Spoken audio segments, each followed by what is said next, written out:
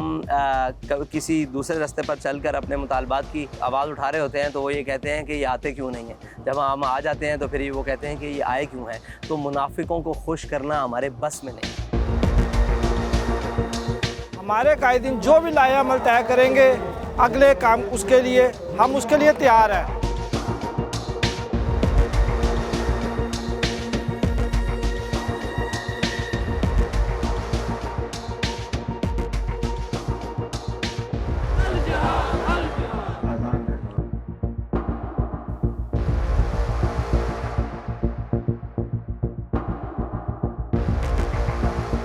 जो हमारे मुतालबे है वो हमने पहले दिन जब अमीर मोहतरम ने इस का ऐलान किया उस दिन ही हुकूमत वक्त के सामने रखे थे कि फ़िलफ़ौर हुकूमत पाकिस्तान अपने मज़लूम भाइयों के लिए जो तिब्बी और ग़िज़ाई मवाद है वो फ़िलफ़ौर उनको पहुँचाएँ। दूसरा जो हमारा मुतालबा था वो ये था कि इसराइल जिस वजह से इस वक्त इक़्तिसादी तौर पर मजबूत होता जा रहा है और वो उधर बहुत ज़्यादा अखराजात कर रहे हैं, इस वजह से हम जो है ना हमारा मुतालबा दूसरा ये था कि सरकारी तौर पर मसनूआत की बाइकाट की जाए। जो हमारा तीसरा मुतालबा था वो ये था कि जो फ़लस्तीनियों पर जो इस वक्त जुल्म हो रहा है और बदतरीन दहशतगर्दी इस वक्त हो रही है नेतन्याहू जो इसराइली वज़ीर-ए-आज़म है उसकी तरफ से, तो पाकिस्तान अल-ऐलान कुल्ले अल्फाज में इसराइली वज़ीर-ए-आज़म को दहशतगर्द कहें कि वो दुनिया की इस वक्त बदतरीन दहशतगर्द है और फ़लस्तीनियों पर वो इस वक्त बदतरीन दहशतगर्दी कर रहे हैं। भाई हमारे ये मुतालबात छोटे हैं, ये मुतालबात वो हैं जो बिल्कुल एक आम से मुतालबात हैं। हकीकी मुतालबात तो ये है कि अगर इंडिया 71 की जंग में इसराइल को मदद के सिलसिले में उसके ताउन में उसके तबादले में इंडिया ने अस्करी इमदाद और असला और उसके लोग जाकर इसराइल की फ़ौज में भर्ती हो रहे हैं।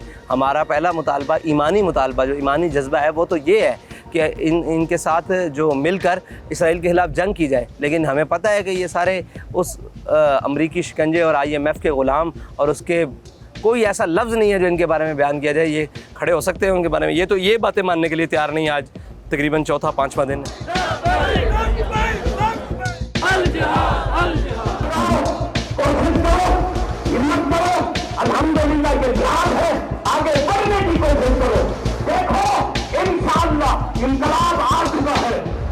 हुकूमत वक्त से हमारा ये मुतालबा है कि इस धरने को संजीदा ले और इस बात पर गौर व फिक्र करे कि हम किस मकसद के लिए आए हैं।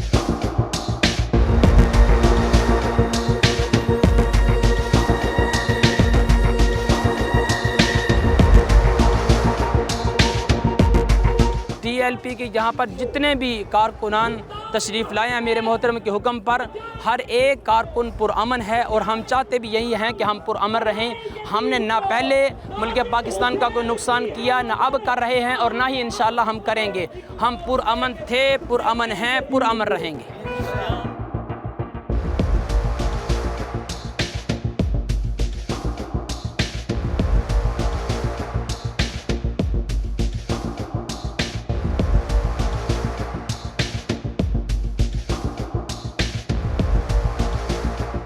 हुकूमत PTI के और दीगर मामलात में भी मशरूफ़ है और यहाँ पर भी माहौल को उस तरह नहीं बनाया गया, तो हमें उम्मीद है कि 12-13 मुहर्रम के बाद इस पर हुकूमत एक्शन लेगी, जिस पर जवाबी कार्रवाई जो है वो धरने के हवाले से होगी या वो मुज़ाकरात की तरफ जाएंगे। लेकिन मुझे जो लगता है वो 12-13 मुहर्रम के बाद ही होगा।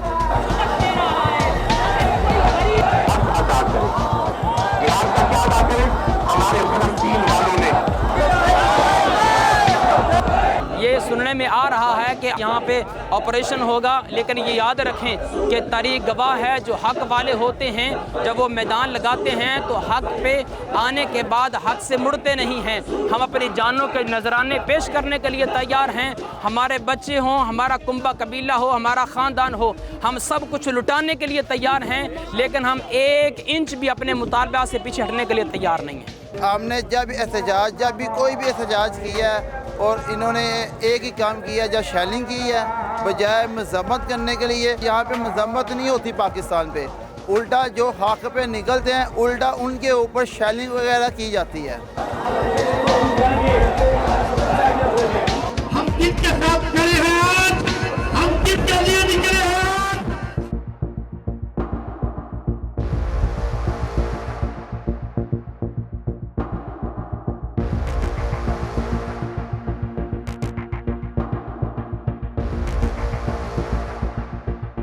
हुकूमत की तरफ से जो है ना वो इंतज़ामिया ही लगी हुई है अभी तक, जिसे एडमिनिस्ट्रेशन कहा जाता है वही लगी हुई है, और बाकी उनकी तरफ से कोई अभी तक जो हुकूमती नुमाइंदे हैं वो अभी तक नहीं बैठे। हम अपने मुतालबात पूरे होने तक यहीं बैठे हैं। अगर हुकूमत ने संजीदगी से इस बात को ना लिया तो इंशाअल्लाह फिर इसका दायरा कार पूरे मुल्क में वसी हो जाएगा। हमारे कायदीन जो भी लाया अमल तय करेंगे हम उसके लिए तैयार हैं। उन्होंने बस हमें हुक्म करना है, हमने उनके हुक्म पे मनो अमल करना है, और हमें उनके उस पॉलिसी पे पूरा यकीन है 100% 1000% के वे जो भी हमें हुक्म देंगे वो तहरीक के हक़ में होगा और फ़लस्तीनियों के हक़ में होगा।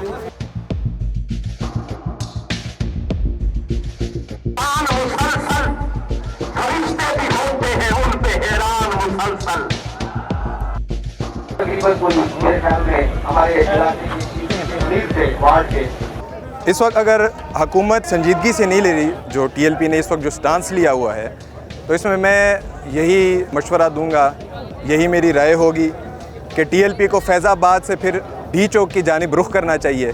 अगर हुकूमत हमारे मुतालबात को मंजूर नहीं करेगी और हमारी बातों को सीरियस नहीं लेगी तो हम अपने पार्टीबाजी के लिए भी नहीं निकले हुए और ना ही हम अपने किसी मफाद के लिए निकले हुए हैं, बल्कि हम फ़लस्तीन के मफाद के लिए निकले हुए हैं, फ़लस्तीन के हक़ में आवाज़ बुलंद करने के लिए हम निकले हुए हैं। तो मेरी राय यही है कि इसके बाद TLP को फैज़ाबाद से डी चौक के जानिब रुख करना चाहिए। ये डी चौक या असम्बली तो दूर की बात है, अगर हमें फ़लस्तीन का भी बोला जाए ना कि फ़लस्तीन में जाकर अपने बहन भाइयों की जान बचाई जाए तो हम इसके लिए भी तैयार हैं।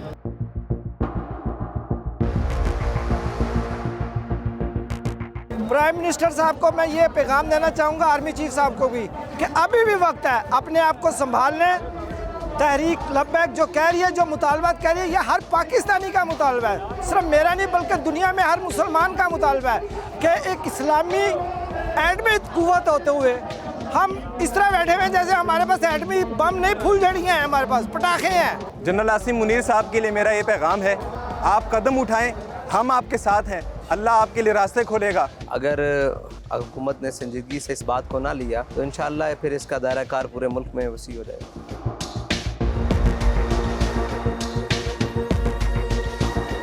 हर फोरम के ऊपर जो है वो हुकूमत पाकिस्तान इंशाअल्लाह ताला इस मज़म्मत को जो है वो जारी रखेगी और हर